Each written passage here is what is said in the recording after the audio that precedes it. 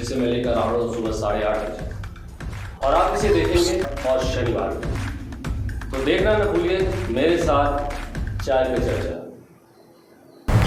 नमस्कार, empty news में आपका स्वागत है। मैं हूं आपके साथ अनिल विश्वकर्मा और आप देख रहे हैं संभाग का नंबर 1 शो चाय पे चर्चा। अलग पर्सनैलिटी, अलग तरह के लोग बनाए नहीं जाते, ये गढ़े जाते हैं और ईश्वर उनको वो शक्ति देता है, ईश्वर उनको वो ताकत देता है, इस तरह का उनका मोटिवेशन करता है कि वो अपने जीवन में धीरे धीरे चलते चलते आगे बढ़ते चले जाते हैं और लोगों का विकास करते हैं, मदद करते हैं। किसान एक ऐसा व्यक्ति है जो अन्नदाता के रूप में आज प्रसिद्ध है। बाहर चाहे जो कुछ चल रहा हो, पर हमारे स्टूडियो से हम आपको किसानों की एक बहुत ही लगनशील और प्रेरित व्यक्तित्व के साथ मिलाने जा रहे हैं। हमारा ये उद्देश्य है कि किसान से जुड़ी, जो कि ज़मीन से जुड़ा हुआ है और जहाँ से पहला अन्न का दाना निकलता है हमारे पास आता है, उसी अन्न के दाने को हम खाते हैं और अपना पेट भरते हैं, लोगों का पेट भरते हैं। और उस किसान को कैसे डेवलपमेंट मिलता है, कैसे विकास मिलता है, इसकी ताज़ा और अच्छी जानकारी देने के लिए आज हमारे स्टूडियो में है अखिलेश कुमार नामदेव जी। नामदेव जी, बहुत बहुत स्वागत है आपका स्टूडियो में। और मैं आपको बता दूं कि अखिलेश नामदेव जी रिटायर्ड हो चुके हैं, पर ग्रामीण कृषि विस्तार अधिकारी रहे हैं और अभी रिटायर होने के बाद भी इन्होंने इस क्रम को जारी रखा है। तो अखिलेश जी, मैं आपसे बात करना चाह रहा हूँ कि जहाँ तक ये पोस्ट की बात है, ग्रामीण कृषि विस्तार अधिकारी, ये मतलब क्या है, कि क्या काम होता है इसमें? इस पद का जो मूल स्वरूप है वो ये रहता है कि जो हमारे किसान हैं, उन किसानों की पैदावार बढ़े, उनका उत्पादन बढ़े और हमारा किसान समृद्ध हो, उसकी कृषि की लागत भी कम हो। ये इसका मूल स्वरूप था। इसके लिए जो नेचर ऑफ जॉब कहिए जिसको, वो ये था कि मतलब जो नए खेती करने की जो वैज्ञानिक तरीका जो भी और उत्पादन बढ़ाने के लिए जो आवश्यक घटक हैं, उनको जो वैज्ञानिक खोजता है, उस वैज्ञानिक खोज को ले जाकर के किसानों तक पहुंचाना। जो गांव स्तर पे किसान रह रहा है, बहुत ग्रामीण अंचल ऐसे हैं जहां आवागमन के भी साधन नहीं है, तो वहां तक कृषि को पहुंचाना, तकनीक को पहुंचाना, ये इस पद का मूल उद्देश्य रहा है। बहुत बड़ी बात है, क्योंकि किसान काम तो कर रहा है खेतों में, पर वो जो टेक्नोलॉजी आई वो वहाँ तक कैसे पहुँचेगी? जी। तो आप एक तरह का ब्रिज का काम कर रहे हैं। बिल्कुल। और उनकी जो समस्याएं होती थी, जैसे कोई टेक्नोलॉजी आई, कोई तकनीकी आई, जी। तो हमने उनको उनके पास तक पहुँचाया। अब उस तकनीक में, उस क्षेत्र में, उस किसान के स्तर पे जो कठिनाई आती थी, उस कठिनाई को भी हम अपने स्तर से दूर करने का प्रयास करते थे, संपर्क करते थे वैज्ञानिकों से, कैसे दूर हो। ये जिसके बावजूद भी यदि वो दूर नहीं हो सकती थी, तो उसको भी हम ऊपर तक, जो ऊपर वैज्ञानिक बैठे हुए हैं, अधिकारी ऑफिसर्स बैठे हुए हैं, उनको तक पहुंचाते थे, वो उसका निराकरण करते थे और पुनः हम उस किसान के पास तक ले जाने का काम करते थे। तो अभी जैसे आपने बताया कि ग्रामीण कृषि विस्तार अधिकारी क्या होता है, ये जो कृषि विभाग में आना बाय डिफ़ॉल्ट हुआ, या मतलब आपने पहले से सोचा था कि मुझे इसी फील्ड में जाना है?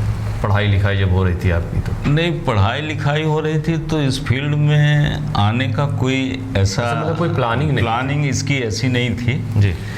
लेकिन चूँकि ग्रामीण स्तर में हमारी जीविका रही है, हमारे पूर्वजों की, सब लोग वहीं रहे, तो कृषि से थोड़ा सा लगाव रहा और उनकी स्थितियों को देख करके कहीं ना कहीं मन को अशांति टाइप की रहती थी कि इनके लिए कुछ करना चाहिए। मूल बात ये थी कि जो हमारे माता पिता थे वो बड़े आध्यात्मिक और गांधीवादी विचारधारा के थे जी। तो उनका मानना ये रहता था कि, और कहते भी थे हमेशा कि बेटा, दीन दुखियों की सेवा करना, मानवता की सेवा करना ही सबसे बड़ा धर्म है और सबसे बड़ी पूजा भी है। बहुत अच्छी बात। तो कभी भी ऐसा कोई काम ना करना अपने ज़िंदगी में जिससे कि दीन दुखियों की आत्मा दुखे और कोई ऐसा काम मत कर देना जिससे कि कोई तुमको श्राप देने की स्थिति में, जो उनके ग्रामीण स्तर की विचारधारा और थी। अच्छी विचारधारा थी, मतलब बहुत पवित्र विचारधारा थी ये। तो आप जब ये कर रहे थे, मतलब पढ़ाई आपने की, आपका कंप्लीट हुआ, उसके बाद कोई आपने कंपटीशन दिया या डायरेक्ट ऐसे पोस्टिंग हो गई? नहीं, कंपटीशन दिया था, इसके पद निकाले गए थे और पद निकालने पे इसका लिखित परीक्षा हुई। लिखित परीक्षा में हम लोगों ने उसे पास किया। फिर इसके बाद साक्षात्कार भी हुआ, इंटरव्यू भी हुआ और उसमें सेलेक्ट होकर के और फिर 6 महीने की नौगांव में ट्रेनिंग करी। ट्रेनिंग करने के बाद जब पोस्टिंग पहली शहडोल में हुई, अच्छा, पहली यहाँ हुई? पहली पोस्टिंग शहडोल में हुई और शहडोल में आकर के जब हम लोगों ने या मैंने खुद जब देखा जाकर के फील्ड में जो काम हमें सौंपा गया था या कहिए जो जिम्मेदारी दी गई, नेचर ऑफ जॉब था हमारा, उसके अनुकूल जब गांव में गए तो वहाँ की स्थितियाँ देखी कि बड़ी किसानों की या ग्रामवासियों की बड़ी हालत दयनीय है। अब चूँकि ये आदिवासी जिला भी जाना जाता था तो यहाँ की आर्थिक, सामाजिक, शैक्षणिक सारी स्थितियाँ बिल्कुल प्रतिकूल थी और उसी के चलते यहाँ की जो कृषि थी वो भी बहुत कमज़ोर स्थिति में थी। लेकिन ये मैं आपको फिर बताऊं कि ये सौभाग्य की बात थी कि मुझे ऐसा लगा कि मेरे माँ बाप की जो अपेक्षाएं थीं और जो मेरे अंदर एक संकल्प कहीं ना कहीं अंदर था, आत्मा में था, हाँ, बीज रूप में था, वो प्रतिकूल तो कहिए उस समय नहीं आ पाया, जैसे ही अनुकूल हुआ वातावरण तो वो एकदम से उछाल मारने लगा और वो पुष्पित और पल्लवित होने लगा। और उसमें सबसे मज़ेदार बात मुझे तब लगी कि जब मैंने ये देखा कि शासन की योजनाओं के पंख भी मुझे मिले तो मैंने कहा कि अब ये काम मैं बेहतर तरीके से कर सकता हूँ और ये मेरा सौभाग्य है कि मुझे इन अन्नदाताओं की सेवा करने का मौका मिला, इन्हें विकास की मुख्य धारा से जोड़ने का अवसर मिला। जिस समय मैंने अनिल जी ज्वाइन की थी ना नौकरी, उस समय बहुत ऐसा वातावरण था जहां आने जाने के कोई संसाधन नहीं थे। उस समय ग्रामीण तक, गांव तक पहुंच के मार्ग नहीं थे, बिल्कुल नहीं थे। साइकिल से जाना भी मुश्किल हो जाता था, नदी नाले ये सब था और कहीं आने जाने के कोई संसाधन नहीं थे। लेकिन एक उत्साह था ग्रामीणों से मिलने का, उनकी वास्तविक स्थिति देखने का। तो जुनून होता है, मन में उत्साह आता है तो हम काम करने के लिए फिर कहीं भी चले जाते। बिल्कुल सही कहा आपने। और जब आप ये पहली बात तो ये है कि आपका जो काम था कि एक कोई टेक्नोलॉजी आई या कुछ चीज़ें आई उसको ग्रामीणों तक पहुंचाना। मेरे हिसाब से जो मैं जानता हूं कि किसी भी व्यक्ति को, तो ग्रामीण तो बहुत सारे हो गए, किसी भी एक व्यक्ति को कन्विंस करना बहुत मुश्किल काम है कि तुम ये काम करो, ये काम छोड़ो, ये काम करो। कैसे करते थे? देखिए, विस्तार सेवाएं तो कठिन है, किसी को परंपरागत ढंग से हटाना जो कर रहा है उससे हटा के उसको मुख्य धारा से जोड़ने का जो प्रयास करना, तो काम तो कठिन था। लेकिन जब मैंने उसको समझा, गांव में लोगों के बीच गया, उनको समझने की कोशिश की, उनके मानसिक स्तर को मापा, उनके आर्थिक स्तर को मापा, उनके सामाजिक स्तर को जब मापा तो मुझे ये लगा कि मुझे इनसे संपर्क तेज़ी से बढ़ाना चाहिए और इनके हर उस काम में मुझे सहयोग करना चाहिए जो इनके जीवन से जुड़ा हुआ है, चाहे उनके घर का व्यक्तिगत काम हो, शादी ब्याह का काम हो, या स्वास्थ्य सेवाओं से लेकर के काम हो, या उनके विकास में और जो भी सहायक घटक हैं वो हों, उनको पहले मैंने उनको जोड़ा उससे जुड़े। और इसके पश्चात मैंने उनकी भाषा सीखी और भाषा सीखने के पश्चात कि अगर आप उनकी भाषा में नहीं बोलते, मेरे हिसाब से जैसा आप बोल रहे हैं, तो शायद उनके अंदर तक पहुंच बड़ी मुश्किल है। वो तो मैं आपको एक घटनाक्रम बताऊं कि एक दिन मुझे एक किसान ने ऑफर किया कि साहब आज रुक जा, हाँ, खाए वाए के जाए। हाँ, हाँ। तो मैं कहा कि देख दाऊ, ना तो मैं खाऊं ना मैं पीऊं। तो कहा कि मैं तो मुर्गी के जात साहब, मैं तो सब खात पिया, तो तोर मोर कैसन पटी। वाह। तो मैंने कहा नहीं, पटी तोर मोर पटी, तो ही मैं ऐसन कोनो बात ना हो दे हाँ जैसे तोर मोर न पटाए। तो उनके अंदर एक विचारधारा थी कि मेरी इनसे कैसे पटेगी, लेकिन मैंने उसको समझा, उनसे जुड़ा, और उनसे जुड़ने के साथ साथ मैंने उनके साथ जो ट्रांसपेरेंसी के साथ काम किया, पारदर्शिता के साथ काम किया, तो उन्होंने मेरे ऊपर विश्वास किया, और उस विश्वास को मैं लंबे समय तक बनाए रखा, जिसका परिणाम हुआ कि आज जो मेरे किसान हैं, आज वो आर्थिक रूप से लगभग समृद्ध हैं, सक्षम हैं और अच्छा जीवन जी रहे हैं। अच्छा, एक समय आया था कि जब ये 2-3 चीज़ें आई, श्री पद्धति खेती आई थी, खरीफ पद्धति, वो आपके समय में आपने उनको वहाँ तक पहुँचाया होगा, और एक ये धारवाड़ पद्धति से अरहर की खेती होती थी। तो पहली बात ये आप तक कैसे पहुँची, फिर उसके बाद आप वहाँ तक कैसे पहुँचाए? देखिए, मैंने आपसे बताया ना कि हम लोगों का मूल काम जो था वो ये था कि किसानों का कृषि उत्पादन बढ़ाना, और जब उसका कृषि उत्पादन बढ़ेगा तभी तो वो समृद्ध होगा। सीधी बात। यहाँ शहडोल ज़िले में जो एरिया है, लंबा एरिया है, उसमें धान की खेती बहुत आयत मात्रा में होती है। हाँ, बहुत ज़्यादा होती है, और एक ही सीजन वो, हाँ, एक ही सीजन में खेती करता था, जिससे उसकी माली हालत में कोई सुधार नहीं आ रहा था। तो एक ये मेडागास्कर पद्धति थी, जिसे श्री पद्धति का नाम दिया गया। ये पद्धति एक वैज्ञानिकों द्वारा दी गई किसानों के लिए उत्पादन बढ़ाने की बेहतर पद्धति, बहुत अच्छी पद्धति। तो इसमें 2 फायदे होते थे किसान को, या उसका बीज की भी कम मात्रा में लगता था, और उत्पादन उसका 3 से 4 गुना बढ़ जाता था। लेकिन जो परंपरागत से खेती करते थे वो इस बात को स्वीकार करने के लिए तैयार नहीं थे। सबसे बड़ी चीज़ यही थी। फिर भी हम लोगों ने गांव में मीटिंग की, गांव में गए, उनको इस पद्धति के बारे में विस्तार से जानकारी दी, इसके बावजूद भी वो तैयार नहीं हो रहे थे। तो फिर हम लोगों ने उनसे कमिटमेंट किया इस बात का।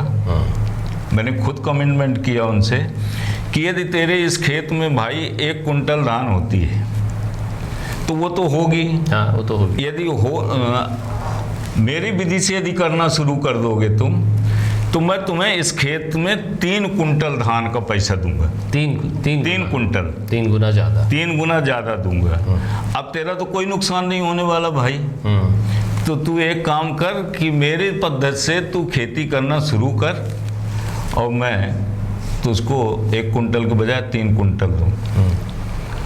उन्होंने भी कहा कि साहब ठीक कहा था, 1 कुंटल तो देवे करी, 2 कुंटल और दे, तो वह 2 कुंटल मोर फायदा हो जाई। तो कैसे होगा साहब, जैसन ते कहते हैं वैसन मैं करी हूँ। और इस तरह से 5-10 किसानों को साधा गया शुरुआती दौर पर, और परिणाम ये हुआ कि उन 5-10 किसानों ने जब श्री पद्धति से खेती करी तो उन्हें 4 गुना ज़्यादा उत्पादन प्राप्त हुआ, और ज़्यादा हो, जितना आपने कमिटमेंट किया था उससे भी ज़्यादा। हाँ, तो उसने ये तक कहा कि साहब तय 3 कुंटल कह रहे, मोर 6 कुंटल भा है, तब तोर 3 कुंटल तोर 3 कुंटल मोर, तय अपन ले जाए। इतना सहज और सरल होता है गांव का जो किसान वर्ग होता है। तो मैंने कहा नहीं दाऊ, ऐसे तो ही केवल बतावे के लाने कह रहा हूँ, तैयार रख, और अगले वर्ष। इसमें मैंने सुना है कि पानी भी बहुत कम लगता है। देखिए, बहुत ही अच्छी उम्दा टेक्नोलॉजी है ये अनिल जी, धान का उत्पादन बढ़ाने की। इसमें से 4 से 5 गुना तक उत्पादन बढ़ जाता है। इसमें बीज की मात्रा बहुत कम लगती है, पानी ना के बराबर लगता है। पानी केवल नमी बनी रहनी चाहिए खेत में ये, और कोई बहुत ज़्यादा आवश्यकता इसमें रासायनिक खादों की नहीं होती है। और ये जो जैविक खादें हैं, कंपोस्ट है, वर्मी कंपोस्ट है, इसको डाल करके ये बेहतर उत्पादन प्राप्त कर लेते हैं। और इसमें कीड़ा बीमारियों की भी संभावना बहुत कम रहती है। अच्छा, जैसे कोई भी नया इन्वेंशन आया इसी तरह की, जैसे खरीफ प्याज आई, धारवाड़ पद्धति से आई, ऐसे और भी चीज़ें आई, तो प्रशासन आपको, जैसे मान लीजिए कोई मीटिंग हुई, मीटिंग में कलेक्टर साहब या किसी ने बताया या आपके वैज्ञानिकों ने बताया कि हाँ भाई ये पद्धति आई है, आप ये लीजिए और उसको किसानों तक पहुंचाइए, तो वहाँ से तो एक ऑर्डर पास हो गया। जी जी। अब इसको लेकर आप किसानों तक जा रहे हैं, ये जो यात्रा है वो कितनी कठिन थी? यही यात्रा तो सबसे कठिन होती है, क्योंकि वो जो काम कर रहा है उसको इस बात के लिए श्योर करना कि इसमें तेरा फायदा है। देखिए, जब तक कोई फायदा नहीं होता, हमको वो सरकारी कर्मचारी मानता था। बिल्कुल। तो वो तो ये कहता था कि ये तो अपना काम करने आए हैं, इनको तनख्वाह मिलेगी, इनको तनख्वाह मिलेगी। लेकिन मेरा क्या भला होगा, वो विश्वास जीत पाना कठिन काम होता है। और उस विश्वास को जीतने के लिए सबसे बड़ी बात तो यही होती है कि हमारा जो डिवोशन है, उसके प्रति विश्वास है, उसको हम जिंदा रखते हुए उस काम को कराने का प्रयास करें। और एक बार तो आप समझ लीजिए कि विश्वास तो वो चीज़ होती है कि यदि एक बार हो गई किसी किसान को या किसी भी व्यक्ति को, तो फिर वो आपके ऊपर भरोसा करता है। और उसी भरोसे का परिणाम हुआ कि आज जो हमारा शहडोल ज़िला है, पूरे मध्य प्रदेश में धान के उत्पादन में सबसे अग्रणी है। बहुत बड़ी बात है। ये चीज़ पूछना था कि कभी ऐसा हुआ आपके जीवन में या आपके कार्यकाल के समय में कि आपने जैसे बोला कि 8 गुना हुआ, 10 गुना हुआ, कोई और ज़्यादा प्रोडक्शन हुआ होगा और कोई लोग मानने को तैयार ना हो कि नहीं ऐसा कैसे हो सकता है, कुछ ऐसा घटना? अरे बहुत सारी घटनाएं ऐसी हुई, जैसे मीटिंग्स में या जो मंच लगते थे, कृषि मेले लगते थे, जिला प्रशासन की मीटिंग होती थी, तो उसमें कहा जाता था साहब कि ये टेक्नोलॉजी इस किसान ने अडॉप्ट की, उसका उतना उत्पादन बढ़ गया। तो उनको लगता था कि नेवर, ये ऐसा नहीं हो सकता। तो उसके लिए टीम बनती थी, टीम जा करके अवलोकन करती थी। अवलोकन करने के बाद जब उन्हें सच्चाई पता चलती थी तो उनको भी खुशी होती थी कि कोई ऐसी घटना की टीम कैसे गई, कहाँ गई, किस तरह से? एक बड़ी मज़ेदार घटना है, मैं आपको बताऊं। एक हमारा किसान ग्रामीण, बिल्कुल आदिवासी, जिसके खुद की कोई सोच नहीं थी, वो उसको कहा गया कि तू धान की खेती श्री पद्धति से कर और इस तरह से कर। तो उसने जरा ज़्यादा उत्साह से खेती करी, उसका भी उत्साह बढ़ा और ज़्यादा उत्साह से खेती करी। परिणाम ये हुआ कि उसको 1 एकड़ में 50 कुंटल धान हुई। अच्छा। जब कभी ये बात कही जाए तो कोई उसको सहजता से मानने के लिए तैयार ही नहीं होता था। बहुत सारे लोग वहाँ गए, उसको ये जांचना चाहा उन्होंने, मीडिया भी गया हमारा, कुछ किसानों की जो सफलता की कहानियाँ लिखते हैं वो लोग भी गए, उन्होंने उससे पूछा, जाना, समझा, और जब वो पूरी तरह से संतुष्ट हो गए तो उन्होंने उसको लोगों तक पहुंचाने का प्रयास किया अपने माध्यम से, मीडिया के माध्यम से, पेपर के माध्यम से, सफलता की कहानी के माध्यम से। और वो बात दिल्ली तक पहुंच गई। ICAR एक संस्थान होता है हम लोगों का, वहाँ तक पहुँची। वहाँ से चुपचाप एक टीम आई। अच्छा, उस गांव में भरोसा नहीं हुआ, उनको भी भरोसा नहीं हुआ कि एक आदिवासी इलाके का कोई एक आदिवासी किसान 50 कुंटल एकड़ में धान गा लेगा और जो भी बीज लगाएगा 2 किलो।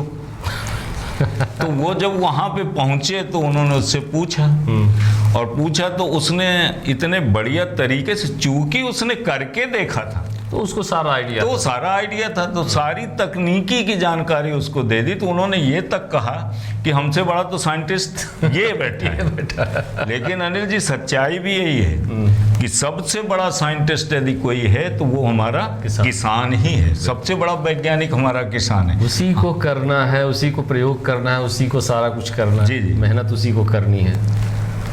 और वो संतुष्ट हो करके फिर उसको महाकौशल अवार्ड मिला उत्पादन का, और प्रशस्ति पत्र मिले, कुछ नगद राशि भी मिली, और वो कई जगह जा कर के प्रोमोटर के रूप में उसने लोगों को जानकारी दी। जो वो करता था वो बताता था अपने उससे, तो किसानों को अपने ही वर्ग के बीच के लोगों से सुन करके और वो उसको करते थे, तो उसका अच्छा लाभ उनको मिलता था। कुछ परेशानियाँ आई आपके जीवन में जब कभी आपने इस तरह, क्योंकि एक वर्ग जो आपका ग्रामीण किसान है तो कुछ ऐसी परेशानियां भी आई होंगी?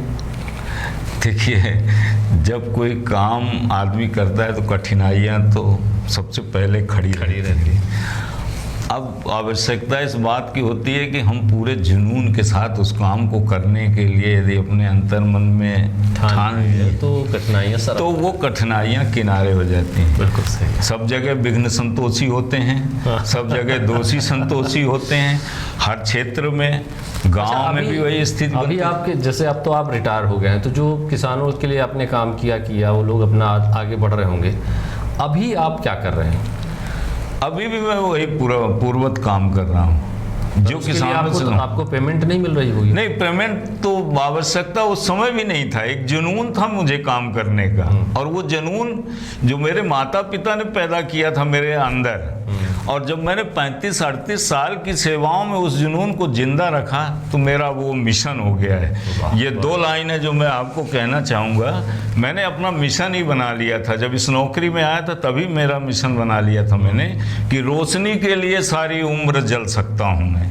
क्या बात है। आप जिस ढांचे में चाहें उसमें ढल सकता हूँ मैं। प्यार और स्नेह आपका यदि यूं ही अगर मिलता रहा तो इन चिरागों को मसालों में बदल सकता हूँ। क्या बात है, क्या बात ये मेरा शुरू का उद्देश्य था, और आज भी मैं उसी उद्देश्य को लेकर चलता हूँ, और जब तक जिंदगी है ऐसा अन्नदाता की सेवा करता रहूँगा। मुझे अच्छा लगता है जो बेसिक बुनियाद से उठ करके जिस चेहरे में मुस्कान देखिए आप, उसके चेहरे की जब मैं मुस्कान देखता हूँ, मुरझाया रहता था जब चेहरा उसका, और आज मुस्कान देखता हूँ, वो मुझे देख के मुस्कुराता है, मैं उसे देख के मुस्कुराता हूँ। बड़ी आत्मानुभूति होती है अनिल जी, और वही अभी भी जज्बा अभी है। जो आज की पौध है, यानी पीढ़ियाँ हैं, जो आज की जनरेशन है, वो खेती किसानी को बहुत मतलब ध्यान नहीं दे रही है, उनके लिए कुछ ऐसे 2 शब्द कहना चाहेंगे? देखिए, जो नई पीढ़ी आई है उसमें बीच की पीढ़ी है। बीच के कुछ होते हैं ना लोग, जिन्हें हम ना इस तरफ के ना उस तरफ के, क्या अपने देसी भाषा में कही तो अधकुचरे, उन्हें कैद क्या ना कैद क्या है। लेकिन जो पढ़ा लिखा वर्ग भी है वो कृषि की ओर जा रहा है। बहुत सारे IITN बच्चे आ रहे हैं, ये बात जो कृषि से जुड़ना चाहते हैं। देखिए, यदि अपन अपने भारत देश की बात करें तो आज का युवा इस बात को अच्छी तरह समझता है कि भारत कृषि प्रधान देश है। भारत की अर्थव्यवस्था कृषि पर आधारित है, और 75% आबादी कृषि पर ही निर्भर है। तो वो इस बात को समझता है कि ये सबसे बड़ी मूल्य है। और मैं यदि इसको इस तरह से कहूँ कि कृषि धर्म है, कृषि कर्म है, कृषि संस्कार है, क्या बात, कृषि आत्मा है, तो फिर कृषि व्यवसाय भी है, और जीने का एक संसाधन भी है। बहुत बड़ी बात कही, बहुत बड़ी बात कही। तो ये बात सही है कि अगर हमें कहीं से शुरू करना है तो पहले अपनी माटी से शुरू करें, किसानी को ध्यान दें, जो काम करना है करते रहें। अगर हमारे पास थोड़ी सी ज़मीन है तो किसानी ज़रूर करें। अब आप देखिए ना अनिल जी, इन दिनों हमारा जो मानव समाज है, या पशु पक्षी हैं, या कहिए प्रकृति है, इस समय प्रतिकूल परिस्थितियों के दौर से गुजर रही है। एक समय था जब हमारे देश में खाद्यान्न नहीं होता था, बाहर से लाना पड़ता था। तो हमने उत्पादन को बढ़ाने के लिए कुछ ऐसे रसायनों का उपयोग किया, हमारा उत्पादन तो बढ़ गया, लेकिन गुणवत्ता गिर गई। जमीन की गुणवत्ता गिर गई, जमीन की गुणवत्ता गिर गई, उत्पाद की गुणवत्ता गिर गई। और उत्पाद की गुणवत्ता गिरने का परिणाम क्या हुआ कि मानव का जो स्वास्थ्य है, जो प्रकृति है, वो भी समाप्त होने की स्थिति में आ गई। आज सबसे ज़्यादा बीमारी मानव को जो हो रही है तो सब इसी का बढ़ते रसायनों का परिणाम है। और इन बढ़ते रसायनों के उपयोग से हमारा जल भी प्रदूषित हो रहा, वायु भी प्रदूषित हो रहा, पर्यावरण भी प्रदूषित हो रहा है। परिणाम क्या हो रहे हैं कि आज पूरी की पूरी मानवता संकट के दौर से गुजर रही है। तो अब हम लोगों ने एक और मिशन चला के रखा है कि अब हम किसानों को जैविक खेती की ओर ले जाएंगे और गुणवत्तापूर्ण उत्पादन प्राप्त करेंगे ताकि हमारा जो प्रकृति है, वो भी हमारा सुरक्षित मानव है जो इसका उपयोग करता है, वो भी सुरक्षित रहे और आगे बढ़े। इसके क्षेत्र में एक बात और मैं आपको बताना चाहूँगा कि जैविक खेती के क्षेत्र में मैंने 10 साल पहले अपने दिमाग में विचार बनाया, तो मैंने गांव के आदिवासी किसानों के घरों में बायोगैस संयंत्र लगवाने शुरू किए। और बायोगैस संयंत्र का परिणाम ये हुआ कि उससे जो सैलरी निकलती है, जो गोबर की खाद तैयार निकलती है, वो तुरंत किसान अपने खेतों में उपयोग कर लेता है और उससे जो गैस निकलती है उससे खाना बनाता है, बर्तन नहीं जलते हैं, आँख खराब नहीं होती है, फेफड़े खराब नहीं होते हैं, और सबसे बड़ी बात कि वनों का संरक्षण होता है, जलाने के लिए लकड़ी नहीं काटनी पड़ती। तो ये पर्यावरण संरक्षण की ओर भी एक विशेष कदम है जिसे मैंने करने का प्रयास किया। आप सबका सहयोग मिलता है तो आगे बढ़ते चले जाएं। बिल्कुल कारवा कहते हैं कि लोग मिलते गए, कारवा बनता गया उद्देश्यों में। बहुत अच्छी बात है और आप इसी उद्देश्य को आगे बढ़ाते रहिए। हमारा साधुवाद है आपको, हमारी तरफ से बहुत बहुत धन्यवाद आपको। धन्यवाद आपने यहाँ आए और अपने बातों से हमारे किसान भाई भी जो सुन रहे होंगे, युवा पीढ़ी सुन रही हो, जरूर लाभान्वित हुई होगी। और दर्शकों, मैं आपको बता दूं कि हम बात कर रहे थे अखिलेश कुमार नामदेव जी से। दरअसल किसान जो है वो सच में निरीह नहीं है। किसान एक मजबूत स्तंभ है जिस पर खड़ा है हमारा पूरा भारत। आप भी इस मुहिम में जुड़िए। छोटी सी ज़मीन हो या बड़ी ज़मीन हो, उस पर विस्तार करिए और नई टेक्नोलॉजी को अपनाइए, अपने आसपास के लोगों को बताइए और देश को समृद्ध बनाइए। फिर मिलेंगे एक नई शख्सियत के साथ, एक नई पर्सनालिटी के साथ। तब तक के लिए अनुमति दीजिए। नमस्कार।